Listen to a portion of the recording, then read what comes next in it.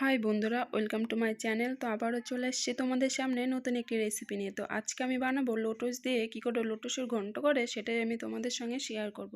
তো বন্ধুরা, ভিডিওটা স্কিপ না করে সম্পূর্ণটা দেখতে থাকো যে কী করে আমি বানাই। তো বন্ধুরা দেখো, এইখানে আমি লোটস নিয়ে নিয়েছি, আছে সঙ্গে ধনেপাতা, আছে টমেটো, এইখানে আছে মটরশুঁটি। তো এইগুলো দিয়েই আজকে আমি করব লোটসের ঘন্ট। তো বন্ধুরা দেখতে থাকো। তো লোটসগুলো দেখো আমি খুব সুন্দর করে কেটে নেবো। তো লোটসটা ফার্স্টেই আমি খুব সুন্দর করে এটা হাত দিয়ে আমি বের করে নেবো, এরকম করে, ঠিক, কারণ এটা তো একটু অন্য রকম থাকে, তাই এটাকে ওরকম করে ছাড়িয়ে নিয়ে তারপরে কাটতে হবে। তো বন্ধুরা দেখো আমি ঠিক এরকম করে কেটে নেব। তো লোটসটা আমি খুব সুন্দর করে কেটে নেব, ঠিক এরকম করে ঝিরিঝিরি করে আমি কেটে নেব। খুব সুন্দর করে ঝিরিঝিরি করে কাটলে পরে আমাদের রাঁধতেও সুবিধা হয় আর খেতেও খুব ভালো লাগে। তো বন্ধুরা দেখো আমি খুব সুন্দর করে কিন্তু লোটসটা কেটে নিয়েছি, দেখতেই পাচ্ছ। দেখো আমি খুব সুন্দর করে কেটে নিয়েছি ঠিক ঝিরিঝিরি করে। তো এখন আমি এক এক করে কেটে নেব। এইখানে আছে গাজরটা আমি খুব সুন্দর করে আমি কেটে নেব।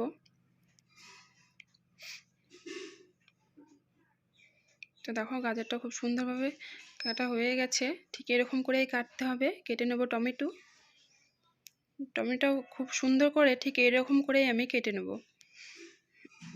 তো দেখো টমেটোগুলো খুব সুন্দর করে আমি কেটে নিয়েছি। তো ধনেপাতাটা খুব সুন্দর করে আমি কুচিয়ে নেব। তো দেখো মটরশুঁটিগুলো আমি এখন খুব সুন্দর করে ছুলে নেব। বের করে নিয়েছি সম্পূর্ণটা মটরশুঁটি। আর এইখানে লোটসটা আমি খুব সুন্দর করে একটু আমি লবণ দিয়ে এটা মেখে নেব, কারণ মেখে নিলে হয় কি, এটা যে জল জল ভাবটা থাকে সেটা বেরোয় যায়, কারণ লোটসের মধ্যে খুবই জল থাকে। আর এটা যদি হয় টাটকা তাহলে তো আরও বেশিই হয়। তো দেখো আমি কড়াইটা বসিয়ে দিয়েছি, দিয়ে দিলাম তেল, দিয়ে হালকা করে আমি একটু নাড়াচাড়া করে নেব। তো এখন আমি মাছগুলো একটু ভেজে নেব। মাছের মাথাটা আমি হলুদ লবণ দিয়ে খুব সুন্দর করে 5 মিনিট আগে মেখে রেখে দিয়েছিলাম। তো এটা এখন আমি খুব সুন্দর করে ভেজে নেব। তো দেখো বন্ধুরা, ভাজা হয়ে গেছে মাছের মাথাটা। তো এটা এখন আমি উঠিয়ে নেব। তো দিয়ে দেবো আমি জিরা ফোড়ন, তেজপাতা, শুকনো লঙ্কা দিয়ে একটু নাড়াচাড়া করে এখন আমি এগুলো যে কেটে রেখেছিলাম সম্পূর্ণগুলো দিয়ে দেব। মটরশুঁটি, বিনস, টমেটো, ধনেপাতা এগুলো সম্পূর্ণ দিতে হবে, কিন্তু ধনেপাতাটা একটু পরে দিতে হবে, এগুলো আগে ভেজে নিই। এটা খুব সুন্দর করে ভাজতে হবে।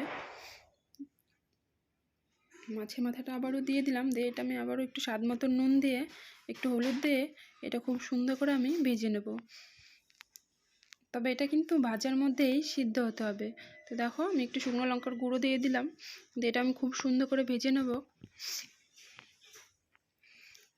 তো দেখো বন্ধুরা, ভাজা হয়ে গেছে। এখন আমি লেটুসটা দিয়ে দেবো, কারণ লেটুসটা আমি একটু আগে চিপিয়ে রেখে দিয়েছিলাম জলটা বের করে নিয়ে। তো এটা এখন আমি খুব সুন্দর করে ভেজে নেব। তো দেখো বন্ধুরা, খুব সুন্দরভাবে এটা ভাজা হয়ে গেছে।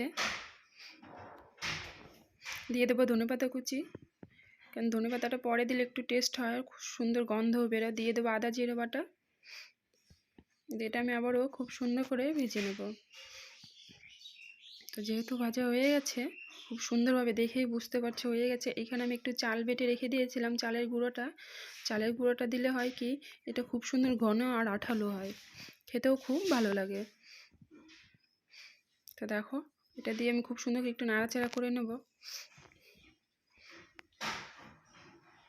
দেখতেই পাচ্ছ এটা খুব সুন্দরভাবে হয়ে গেছে।